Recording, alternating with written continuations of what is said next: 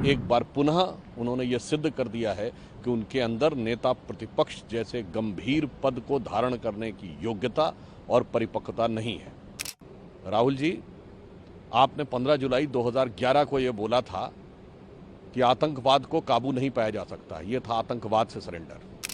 आपने केवल 2 साल पहले मार्च 2023 में विदेश में जाके बोला था कि डिफेंडर्स ऑफ डेमोक्रेसी अमेरिका और यूरोप क्यों भारत के लोकतंत्र में हस्तक्षेप नहीं कर रहे हैं, ये होता है सरेंडर। 26/11 के हमले के बाद आपने फौज को कार्रवाई की अनुमति नहीं दी आपकी सरकार ने, ये होता है सरेंडर। 1971 में 93,000 फौजी हमारे पास थे, उसके बाद भी इंदिरा जी की सरकार में पीओके सरेंडर, हमारे 54 prisoner of war surrender, Sindh और पंजाब यानी पाकिस्तान के सिंध और पंजाब का 13,000 किलोमीटर का एरिया सरेंडर। 1965 में जंग में फौज जीती, हाजी पीर का दर्रा सरेंडर, जो हम जीत के आए थे, कच्छ के पास का इलाका और लाहौर से 20 किलोमीटर तक पहुंच गए थे, वो जमीन सरेंडर।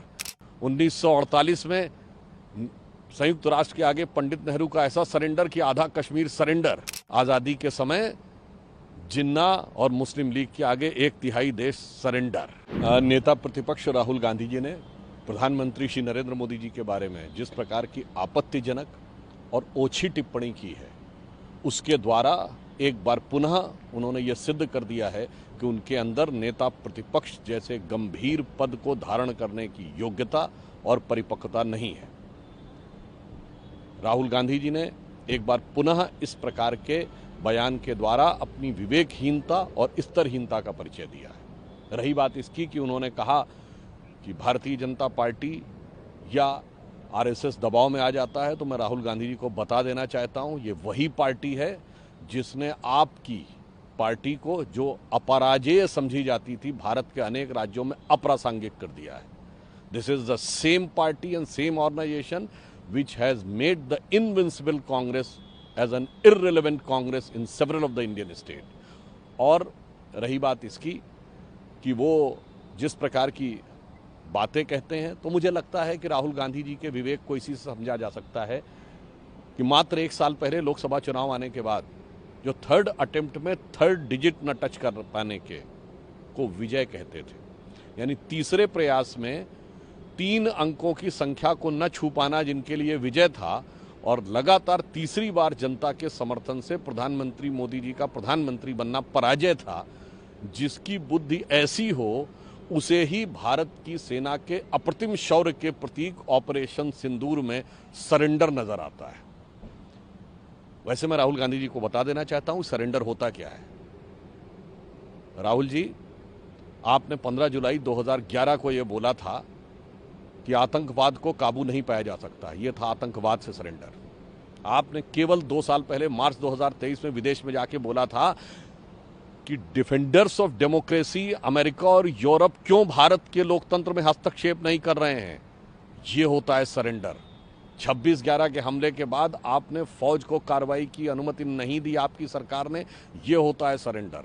1971 में 93,000 फौजी हमारे पास थे, उसके बाद भी इंदिरा जी की सरकार में पीओके सरेंडर, हमारे 54 prisoner of war surrender, Sindh और पंजाब यानी पाकिस्तान के सिंध और पंजाब का 13,000 किलोमीटर का एरिया सरेंडर। 1965 में जंग में फौज जीती, हाजी पीर का दर्रा सरेंडर, जो हम जीत के आए थे, कच्छ के पास का इलाका और लाहौर से 20 किलोमीटर तक पहुंच गए थे, वो जमीन सरेंडर। 1948 में संयुक्त राष्ट्र के आगे पंडित नेहरू का ऐसा सरेंडर कि आधा कश्मीर सरेंडर। और आज़ादी के समय जिन्ना और मुस्लिम लीग के आगे 1/3 देश सरेंडर। तो मैं बताना चाहता हूं कि अमा मियां, अच्छी तरीके से याद कर लीजिए, हिंदुस्तान की आज़ादी का हर कैलेंडर आपकी पार्टी, आपकी सरकार और आपके खानदान के सरेंडर के शर्मनाक कारनामों से भरा हुआ है। जहां तक प्रधानमंत्री श्री नरेंद्र मोदी जी ने जिस प्रकार की कूटनीतिक दक्षता, सेना को नैतिक समर्थन और उनके दिशा निर्देश में सेना ने जो अप्रतिम शौर्य दिखाया है, उसके हिसाब से वो मां भारती के वो शेर हैं। शेर का एक पर्यायवाची मृगेंद्र भी होता है। तो हमारे प्रधानमंत्री नरेंद्र मोदी जी भारत माँ के मृगेंद्र हैं। तो नरेंद्र तो मृगेंद्र हैं और राहुल जी आपके कारनामों का कैलेंडर हिंदुस्तान की आज़ादी के इतिहास में सरेंडर से भरा हुआ है। वैसे तो किसी भी टेन्योर की तुलना नहीं की जानी चाहिए। जो इस तरह की बात कहते, 7th फ्लीट जब अमेरिका ने भेजा था तो उसके साथ साथ रशिया ने भी अपना फ्लीट भेज दिया था। ये बचकानी बात नहीं करनी चाहिए। 7 दिसंबर 1971 को 100 देशों ने हमारे खिलाफ प्रस्ताव पारित किया था यूनाइटेड नेशंस में। सोवियत रूस ने वीटो किया था, आधा दर्जन बार सोवियत रूस ने वीटो किया था। और मैं तो पूछना चाहता हूं, 93,000 प्रिजनर ऑफ वॉर थे, 1/3 ऑफ द पाकिस्तानी आर्मी हमारे हाथ में थी। नस नहीं, पूरा टेटुआ हमारे हाथ में था। पाक अधिकृत कश्मीर क्यों छोड़ दिया वो तो छोड़ दीजिए, हमारे 54 लोग जो पाकिस्तान में बंदी थे वो क्यों नहीं वापस लिए। आज इतिहास पूछना चाहता है, 93,000 देके 54 वापस न लेना, ये कौन सा गणित था, ये कौन सी मजबूरी थी और किसके आगे सरेंडर था। अगर किसी को समझना है तो केजीबी और CIA की डिक्लासिफाइड फाइल्स में जाके देखे, बहुत सारे सूत्र बिखरे हुए पड़े हैं जो ये बताएंगे कि हकीकत में उस समय क्या क्या हुआ था।